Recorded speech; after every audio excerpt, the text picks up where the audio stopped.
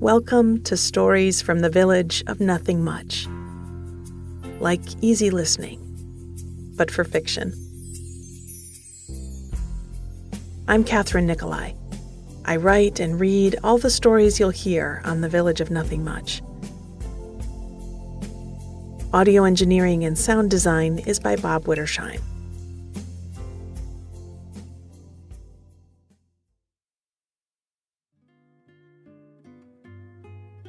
Before we get into our story today, I'm excited to tell you about something I've been working on for quite some time. Something created just for you to bring a piece of the village into your homes and guide you into healthy wind-down routines that will feel really good. I'm not going to brag, but I'm kind of a sleep expert.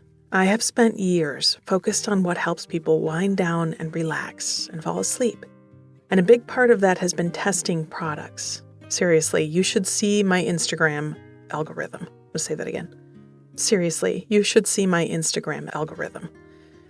If there is a product for relaxing and sleeping, I have tried it, and I have some favorites. So we have put them together in the Nothing Much Happens Wind Down box. These are personal favorites, products I actually use as part of my self-care and bedtime rituals. It will be a seasonal box with full-size products, and in this first one, we're featuring Aversio Wellness's Chill Now, a high-potency, organic-certified reishi mushroom extract. Then we've got NutriChamp's Tart Cherry Gummies, great for sleep and reducing inflammation. They also taste really good. There's a lavender candle to mark your moment of calm and wind down from our favorite small batch candle makers, Vela Box. A meditative activity for you by way of a Brighter Years mini coloring book. That's a fantastic way to disconnect from your screen and tap into your creative self. And we've got more mushrooms, this time in chocolate, specially formulated for sleep from the lovely team behind Alice Mushrooms. Delicious essential oils that were made to be rubbed on your wrist and neck from our friends at Woolsey's. And of course, some melatonin for those who just need an extra helping hand to rest. From New Strips, you place it on your tongue and it dissolves in seconds. Like everything in the village, we took our time to create this for you. It's such a pleasure to be able to help so many of you with my stories. And I'm excited to help create comfort in all new ways with our first ever wind down box. Head over to the link in our show notes or to nothingmuchhappens.com for more information. Okay. On to our stories for today. This is a fun series. If you remember the gift wrapping department, if you had a pencil sharpener screwed into the wall in your basement, if you love stationery and have more journals than really makes sense, let's be friends. Come follow us on Instagram and tell me about it. Now into the village we go, and just because I think it will feel good, take a big breath in through your nose, and sigh from your mouth. Again, breathe in, and flush it out. Good. Our stories today are about finding the right gift for a special moment and letting your imagination wander along the way. We'll start with a red envelope waiting in the mailbox. It was delivered just one episode back in the story called Daydreamer, and the party it announces in Housewarming. Then we'll step into the stationery shop downtown in Housewarming Part 2. Finally, we'll deliver a lovingly wrapped gift and step out onto the patio with the perfect chilled glass of tart and sweet lemonade in Garden Party.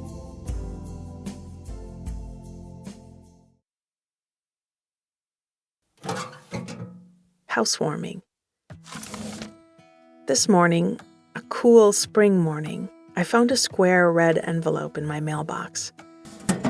Along with it were flyers and bills and a catalog for summer community ed programs with a picture on its paper cover of children planting seeds in raised boxes beside the library. Though I was eager to flip through the pages of the catalog and see what classes and camps were scheduled for the next few months, that red envelope called to me, and I sat right down on my front step to open it. The flap had been stuck down just at the tip so I could slide a finger under it to pop it open. It reminded me of the way my grandmother had always sent cards. I don't think she ever sealed an envelope in her life. She just tucked the flap in and assumed no one would try to open it until it got to its intended recipient. Even when she sent a card with birthday money inside, she must have had a lot of faith in people, and I liked that. I also laughed guessing that she'd sent in her gas and electric bills in the same way.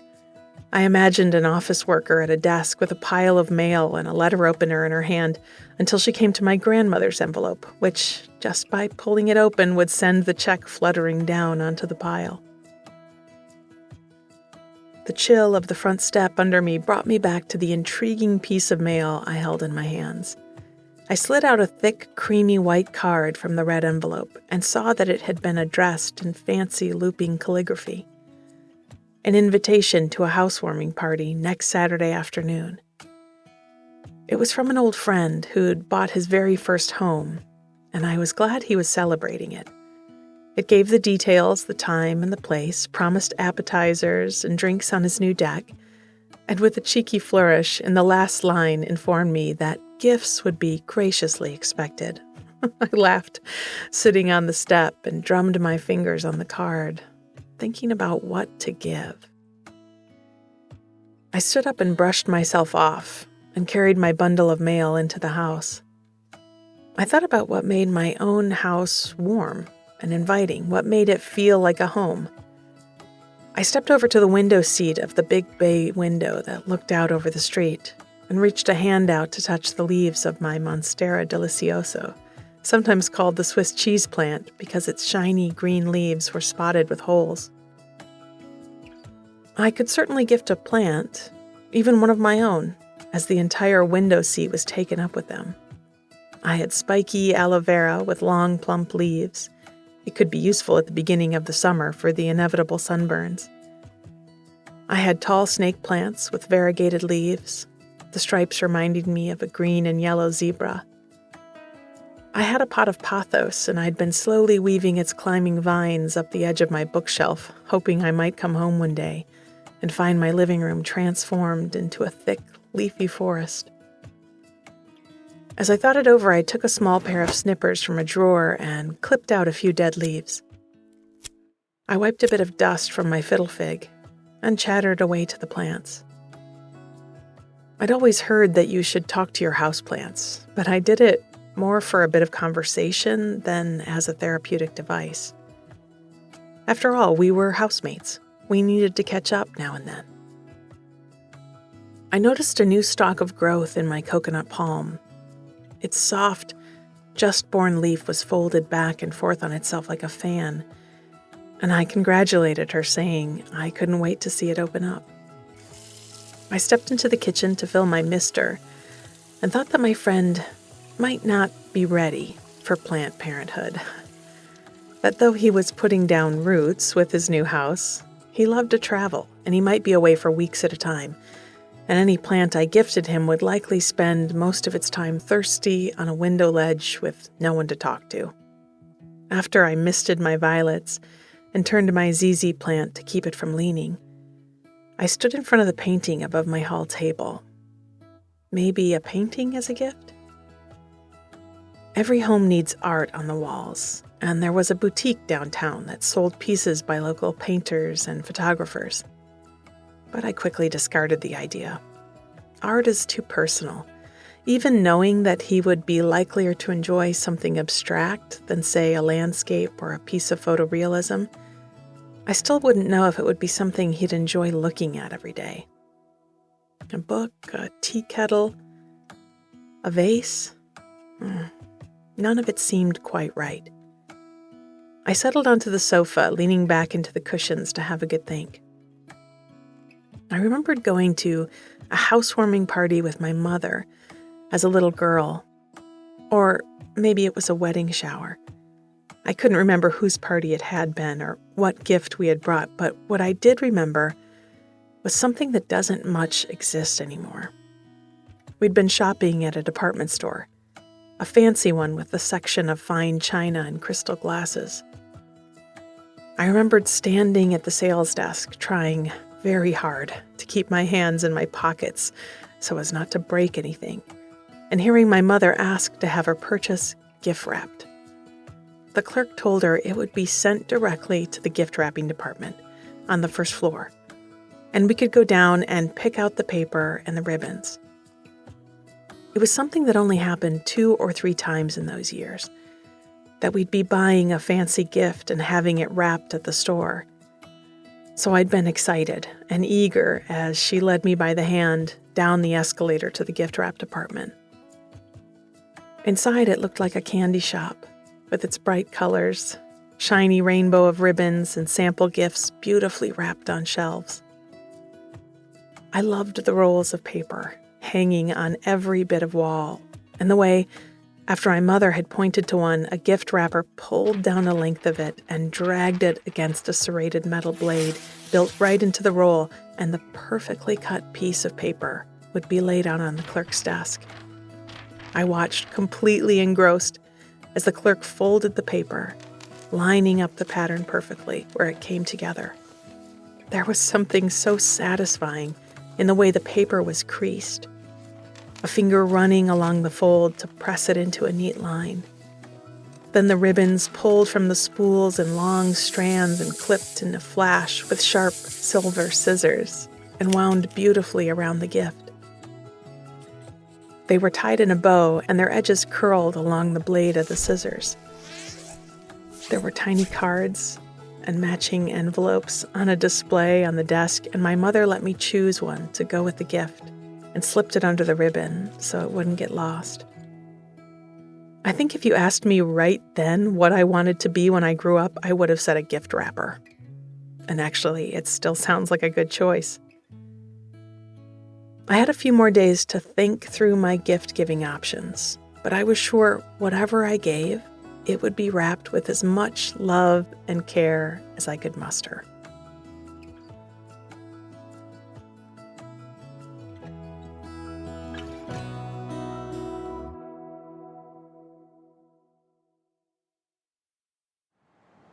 Housewarming, Part 2. I was downtown, walking past the shop windows, looking for a gift. It was a warm, sunny day. The trees that had held timid baby leaves just a week or 2 before were now fully dressed for summer, and most of the shops had their front doors propped open to let in the fresh air.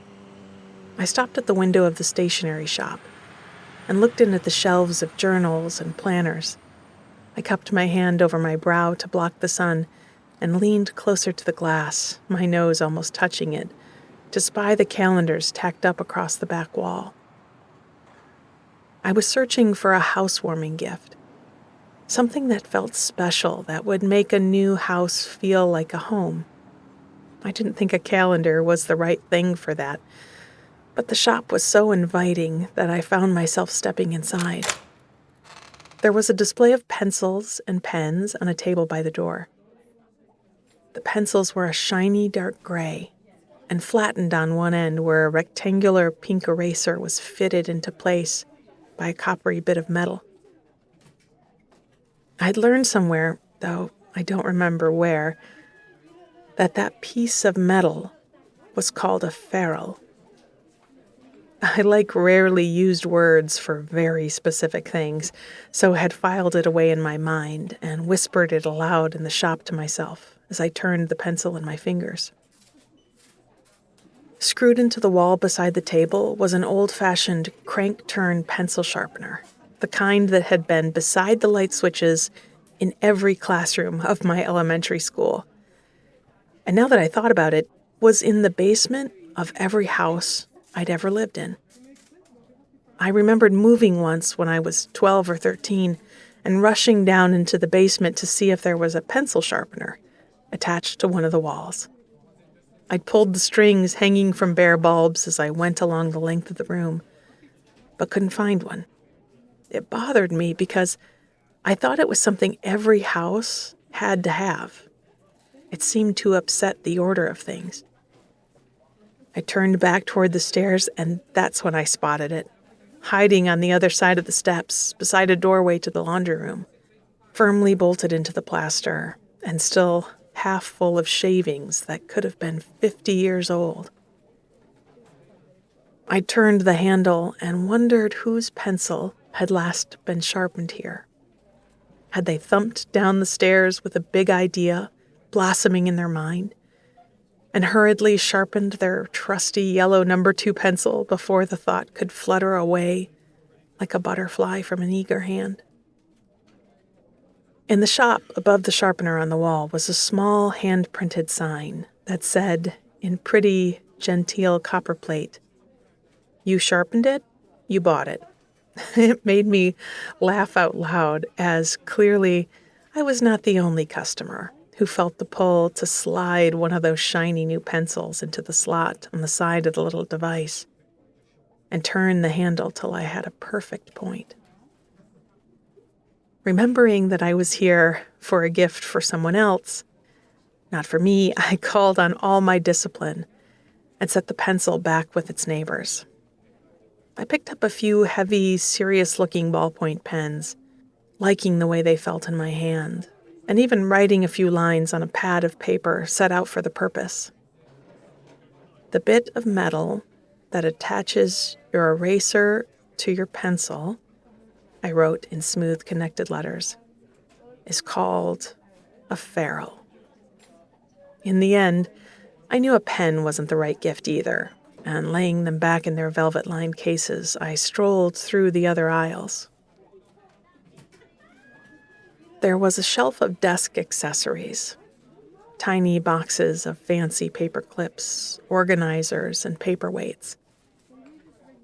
Some were smooth pieces of marble or stone, and then a few oddly familiar ridged domes of thick glass in sea green and sky blue. The tag called them Hemingway insulators, and I realized my grandfather had had a row of them on his bookshelf when I was a child. At one point in their history, they had sat high atop telephone poles where live wires carried through their glass bodies. Just like their name stated, they insulated so that the phone conversations passing through those wires weren't absorbed into the poles and thus into the ground. I picked up the blue one and turned it this way and that, wondering whose was the first call to run through this pretty piece of glass. What if it had been the person who'd sharpened their pencil in the basement all those years before? I set the insulator down, thinking that I should pick up a journal to write this evolving story in, since it couldn't seem to leave me alone. In the next aisle, in fact, were rows of blank books to be filled with everything from dates to remember, dentist appointments, sketches of squirrels in the park, and poems about true love and heartbreak. I ran my fingers along the spines and stopped at one whose saddle-stitching binding wasn't hidden by a cover. You could see the folded edges of the sheets of paper that made it up, with deep red thread holding the bundles into place, and without a second thought I pulled it down from the shelf and tucked it into the crook of my elbow. I stepped back over to the display of pencils and found one that I'd set down a few minutes before. If I was getting a journal, I'd need something to write with, wouldn't I? I slid the blunt end of the pencil into the sharpener and began to turn the handle. There was that first catch, and I remembered the feeling of grinding down a pencil from my bag in school, the resistance rattling through the handle, and the need to plant my feet and square my shoulders to push the lever around. I checked it after a few turns, nearly there, slid it back in for a few more. When I drew it out again, it was a perfect point, and I blew the graphite dust from it and turned to carry it with my journal toward the register. On my way, I remembered one more time that I was in the shop to buy a gift for a friend with a new house. Right. My eyes fell on a rack of thick writing paper with matching envelopes, and I stepped over to them. They came in about 20 shades, some blank and some with decorative borders. I didn't think he was much of a letter writer. Thought the stationery sets were beautiful, but just not quite right. Beside them was a table of stamps and stamp pads and tiny bottles of ink. The clerk came over to ask if I needed help, and with a sudden idea alighting in my mind, I took the red envelope from my purse and pointed to the address in the top left corner. "Can you make a stamp with this name and address?" I asked her. "Of course," she said, and she showed me some options from the table. There were some, very practical ones, made with plastic casing, and they stamped just fine, but didn't feel very nice in my hand.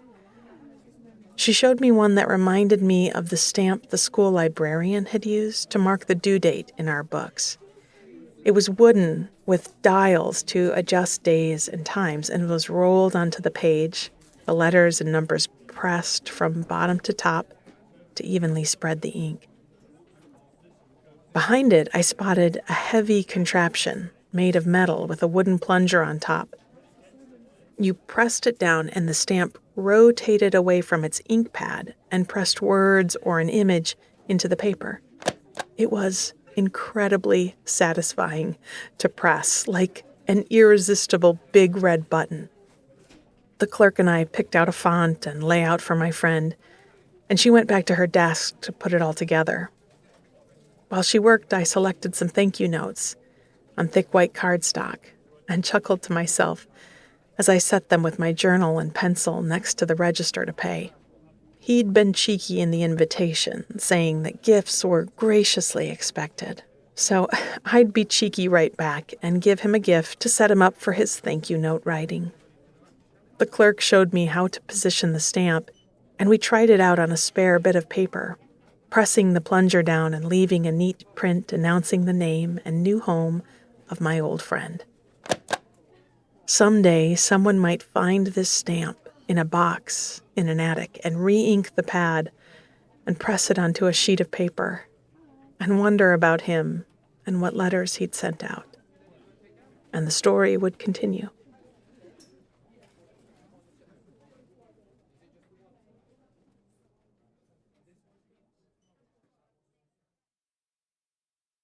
Garden party.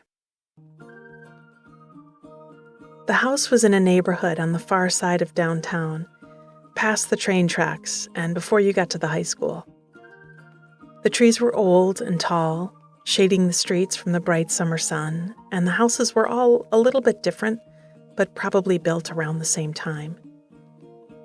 There were Cape Cods with steep gabled roofs, and little cottages with window boxes full of geraniums.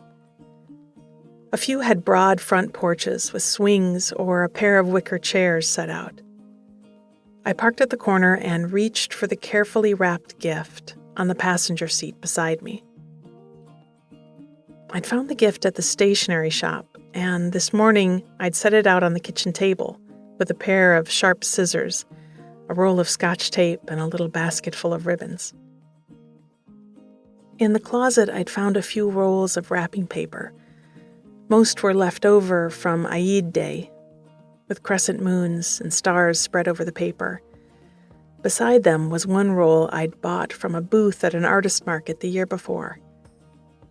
The paper felt handmade and was a pale, creamy yellow.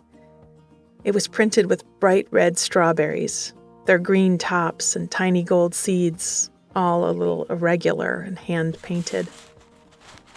I unrolled it over the tabletop and found a little box that had held fancy satchels of tea.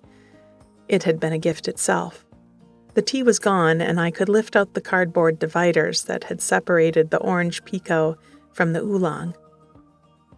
I could still smell the strong floral scents of the blends as I layered a sheet or two of tissue paper into the box and laid the gifts I'd bought into it.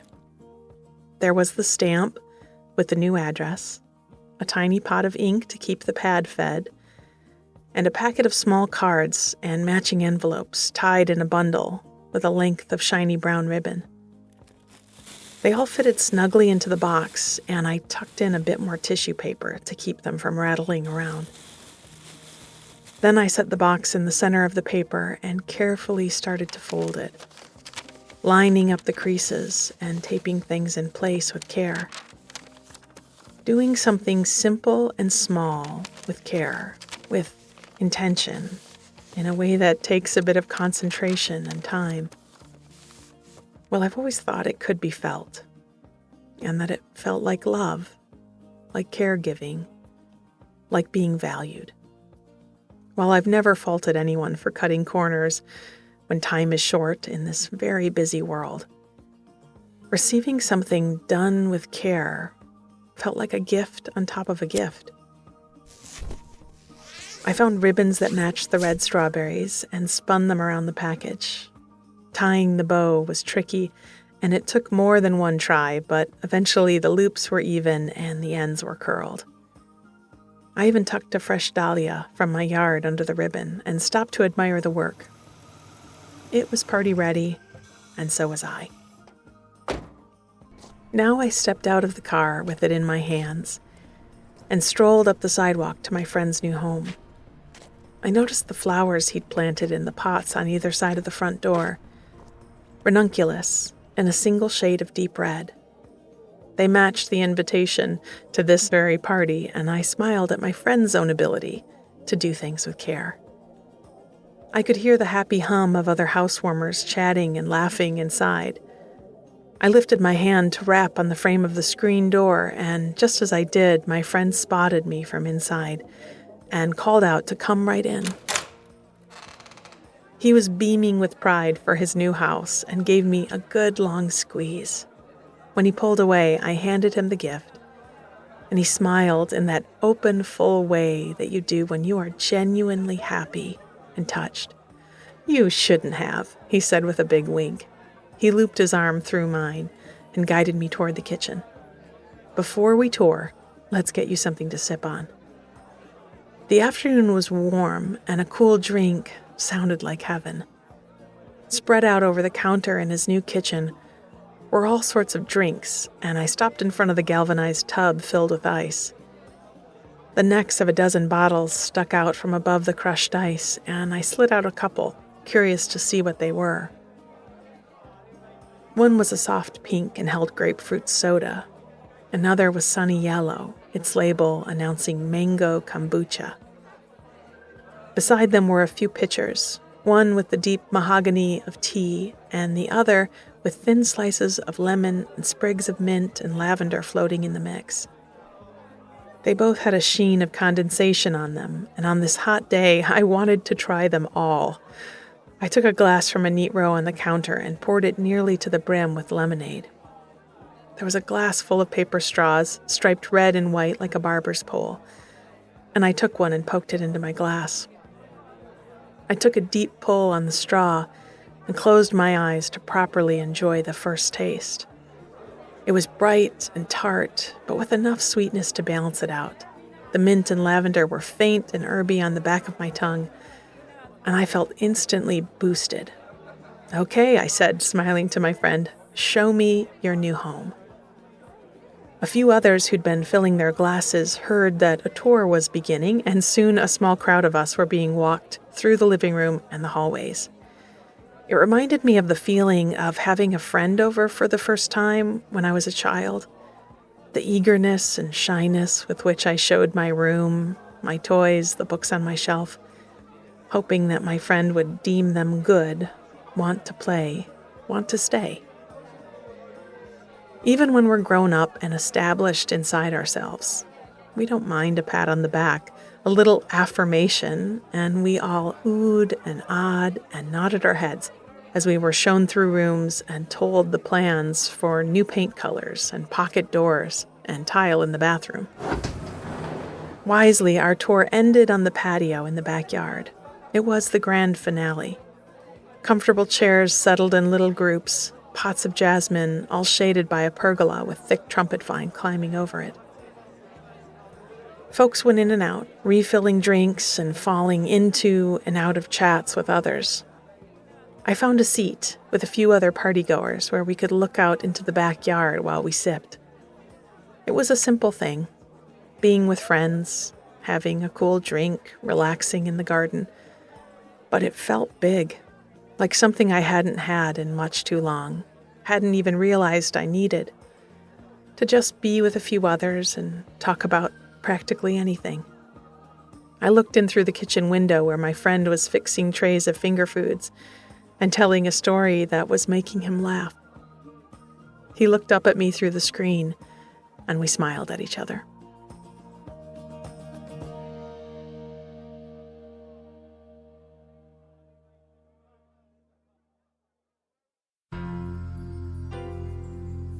Thanks for coming along to the party with me. Just being with you here, telling you about simple anythings, has been a gift to me, which I graciously expected and accepted. Please keep taking good care of yourself, finding small moments of joy where you can, and we'll meet up here again next week with another story from the village of nothing much.